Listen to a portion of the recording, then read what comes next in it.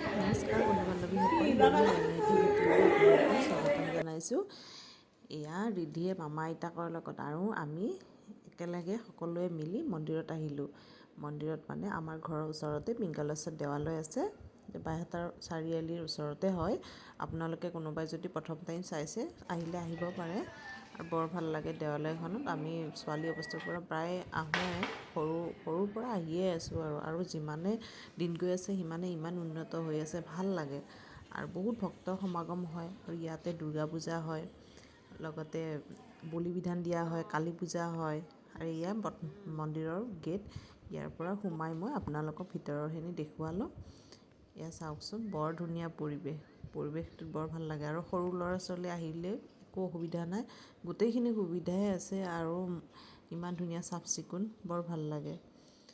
আৰু ইয়াতে সকলো উৎসৱ পালন কৰা হয়, যেনে ধৰক কালী পূজা পতা হয়, গোটেই ৰাতিটো ধুনীয়াকৈ ডাঙৰকৈ পাতে, লগতে বলি বিধানো দিয়া হয়, ৰাস উৎসৱ পালন কৰা হয়। তাৰপিছত দুৰ্গা পূজা পাতে তাত, আৰু বলি দিয়ে, আৰু লগতে ইয়াতে বিয়াও দিয়া হয়। মানে কি ধৰক মন্দিৰত বিয়া পাতিব বিচাৰিলে ইয়াতে সকলোখিনি সুবিধাই আছে। আৰু বৰ ধুনীয়া পৰিৱেশটো, বৰ ধুনীয়া। সেয়াই মই আপোনালোকক দেখুৱালোঁ। আৰু ইয়াত চাওকচোন, ইমান ভাল লাগিছে। সেয়া পুখুৰীত এইটো মাছ দেখা পালোঁ। এই মাছটো ইমান ধুনীয়া, এই ওচৰৰ পৰা আপোনালোকক দেখাইছোঁ, চাই বৰ ভাল লাগিছে। ইমান ধুনীয়াকৈ ওচৰত আহিছে এয়া। আৰু এনেকুৱা বহুত ধুনীয়া ধুনীয়া পৰিৱেশ আছে ইয়াতে, বৰ ভাল লাগে আহি। আৰু ইয়াতে এনেকুৱা এবাৰ আহিলে আপোনালোকৰ মানে কি আকৌ আহিব মন যাব। আৰু আমি যিহেতু ভোক খোৱাকৈ আহিছোঁ, দিনটোৰ কাৰণে সময় পাইছোঁ, সেয়াই ধুনীয়াকৈ ফুৰিছোঁ। অলপ বাহিৰৰ পৰিৱেশ গোটেইখিনি চাই আপোনালোকক দেখুৱাব পাৰিছোঁ। আৰু এইফালে ৰিধিয়ে বাইকৰ লগত ফটো প'জ দি আছে, তাই মানে শিকি আছে কেনেকৈ ফটো প'জ দিব। আৰু এয়া চাওক মন্দিৰৰ বাহিৰৰ পৰিৱেশ। ইয়াতে এইটো হ'ল পিংগলেশ্বৰ অৰ্ধনাৰী দেৱালয়। আৰু ইয়াৰে বাহিৰৰ পৰিৱেশটো চাওক, সেয়া সিফালে ৰাসৰ কাৰণে মূৰ্তিবোৰ সজাই আছে।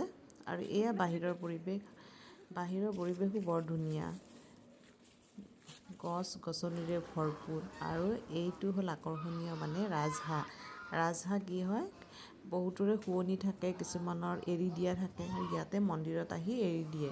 আৰু তেনেকৈ মানে বহুত আৰু আছে, বৰ ভাল লাগে। আৰু গোটেইকেইজনী যেতিয়া একলগ হয় নহয়, ইমান ভাল লাগে, চাবই বৰ ভাল লাগে। সেয়া চাওকচোন, ইমান মৰম লগা। আৰু সৰু ল'ৰা ছোৱালী আহিলে মানে সিহঁতে এইবোৰ দেখি বৰ ভাল পায়।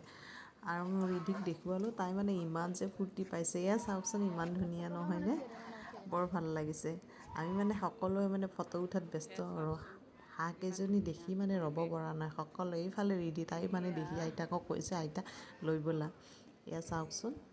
আৰু ইয়াতে এইটো বস্তু মোৰ ভাল লাগিছে যে ধুনীয়াকৈ যে থৈছে ডাষ্টবিনটো, কাৰণ য'তে ত'তে পেলায় মানুহে, ধৰক কিবা কিবি খালে, সেইটোত থ'লেতো একো অসুবিধা নাই।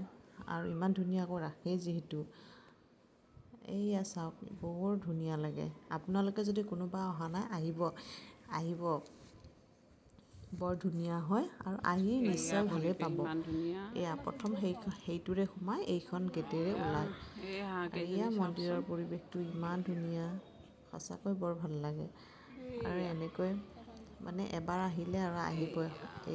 আৰু এতিয়া আৰু সুবিধা কৰি দিছে ধুনীয়াকৈ। আৰু ইয়াতে মানে কি ভোগ খোৱা হয়, তেওঁলোকে বনাই দিয়ে ধুনীয়াকৈ, গোটেই যোগাৰ লৈ আহিলেই হ'ল। আৰু ইমান ধুনীয়া নহয় গোটেইখিনি পৰিপাটি। ইয়াতে 8জন কৰ্মচাৰী আছে, যিজন ধৰক বনায়, আৰু তেওঁলোকে মানে গোটেইখিনি মেনেজ কৰে। আৰু বেলেগ বেলেগতো কৰ্মচাৰী আছেই বাৰু। আৰু অলপ ফটো চটো উঠিলোঁ, কাৰণ ইমান ধুনীয়া পৰিৱেশ, ফটোটো নুঠাকৈ কেনেকৈ থাকোঁ। আৰু লগতে আমি ভোগ খালোঁ, খাই মেলি এতিয়া সেৱালৈ আমি ঘৰলৈ আহিব ওলাইছোঁ। এয়া অলপ বাহিৰৰ পৰিৱেশ আপোনালোকক দেখুৱাই দিলোঁ। আৰু লগতে আমি হনুমানজীৰ ওচৰত ফটো উঠিলোঁ। আৰু এই চাওকচোন, ইমান ধুনীয়া হনুমানজী, বৰ ভাল লাগে। আৰু ধুনীয়া কৰিলে, আৰু এনেকৈ আৰু উন্নত হৈহে আছে। এতিয়া আমি যাওঁ, চবকে বাই বাই দিলোঁ, বাই বাই। বাই বাই গাড়ী সেইফালে দিয়া আহে এয়া মাহঁতক বিদায় দিলোঁ। মই যিহেতু সমাগম সৰুৰ ঘৰৰ পৰা আহিছোঁ, এয়া মাহঁতক বিদায় দি আমি আহিলোঁ। শেষত গোটেই মিলি ফটো উঠিলোঁ আৰু এনেকৈ আমি ঘৰমুৱা হ'লোঁ। আৰু ভিডিঅ'টি কেনে লাগিল কমেণ্ট কৰি জনাব। আজিলৈ আহিছোঁ।